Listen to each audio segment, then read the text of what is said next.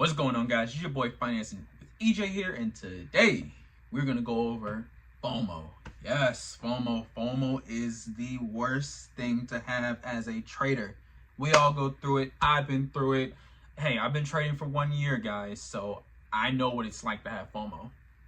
Technically been trading since January of last year, but it's technically for me only been 13 months. Well, it's about to be 14 months, but you know, last year January is when I started like journaling, looking stuff up, reading books, and really just started diving deep into it. Before it was just I was just taking random trades, following people, just going from there. But let's stick to the FOMO part. You took a trade, you seen it go all the way up, you seen it go up, you entered right on that candle while it was still going, a 5 minute, 1 minute, 2 minute, 3 minute, whatever time frames you guys use. And all of a sudden, pops right down and drops on you. Sound a little familiar to you? Because it does to me. I remember doing it plenty of times. I've actually lost a lot of money doing that before. And we're going to dive deep into that right now. We all know what FOMO means. Fear of missing out. Fear of missing out occurs in many different areas. It's more than just trading. It's also trading as well. But typically, again, like I said earlier in the beginning of this video, FOMO typically happens whenever you see a trade going in a direction that you expect it to go, or going into a direction of where it's doing whatever you think it was doing, and you enter, and you just enter in because you think that you're going to miss out. You think you're not going to make any money. But I'm going to tell you guys something. Sometimes the best trading days are no trades. Sometimes the best trades happen to not go your way. And I know that's pretty hard for people to fathom now. I know it's hard for people to really get that in their minds. And this really hit me in my mindset when my mentor told me this. He told me sometimes your best trades are not winners. Sometimes your worst trades are winners. And that right there, guys, really hit me deep. I mean, your best trades are not always winners, but your worst trades can be winners, and vice versa. So that really hit me. But with FOMO, on the other hand, you may get lucky a few times. You may get lucky and then it keeps going up, and then you take it and bam, you made money, boom, boom, boom. You did what you needed to do. But then overall, like, you went up. The worst trades are when it goes up. You jump in front of that train and it just reverses right on you and it just goes down.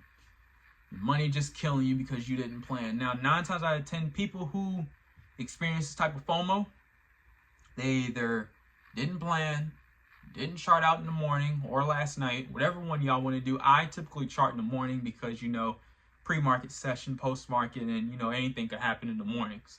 So I don't really depend on nighttime, but whatever you guys want to do is your decision. But yeah, they either didn't plan, they didn't plan an entry and exit plan, they didn't look at economic data, they didn't sit there and actually look at everything, they didn't prep the right way. You know, these are typically what FOMO trades are. Now, some people who do plan and do have everything in order, sometimes they do plan the right way, but you know, sometimes they just wanted the money, or they just wanted to have a green day. Well, I'm gonna tell you, sometimes not taking a trade equals a green day.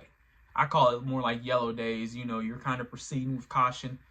Red, you lost. Green, you made. Yellow, you're just flat. You didn't make nothing. Excuse me.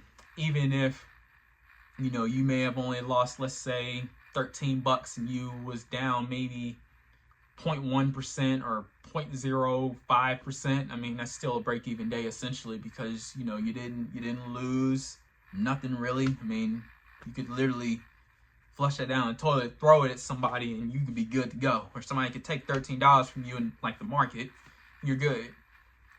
But the thing, how to beat FOMO, I think the way to beat FOMO based on my experience is to understand there's always tomorrow.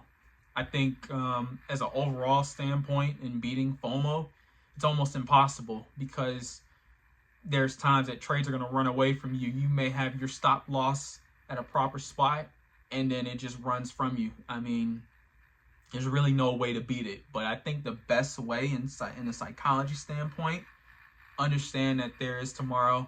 There's always going to be the next day. There's always going to be more days to come. And as you keep going, you keep journaling, you keep learning, you keep staying the course. You have you a mentor, you learn from somebody.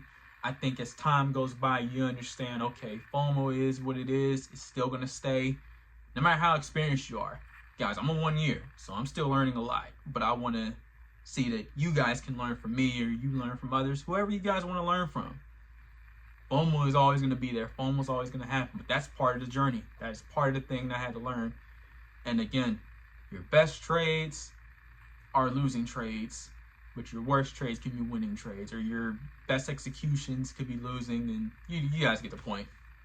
You know, that was a hard, nasty pill to swallow. But I think the best way for you guys to understand, FOMO is always going to be there. I've had plenty of FOMO trades. I've had some just this past week on gold when I was trading in futures. I've been missing gold shorts like crazy, and I missed the ES long. I took a long, and then from yesterday, and that was relative to SPY's 594 price point, and then all of a sudden I made like $200. I said, all right, I'm good with futures. I'm just gonna step away from it. I'm good. I don't care, whatever. That thing just popped all the way off and went all the way to like 5,999, I believe. I can't remember all the price because I don't have it in front of me, but it went higher than that. I would have made $1,500 to $2,000. Now, I could have easily, for myself, when I came back to the charts, I could have easily just jumped right in front of that. But I said, no, do not jump in front of that, because what if it goes down and reverses? I just lost all the money that I made. Been no point. So I think you guys need to think of it as a future standpoint, as a risk standpoint, and as a management standpoint.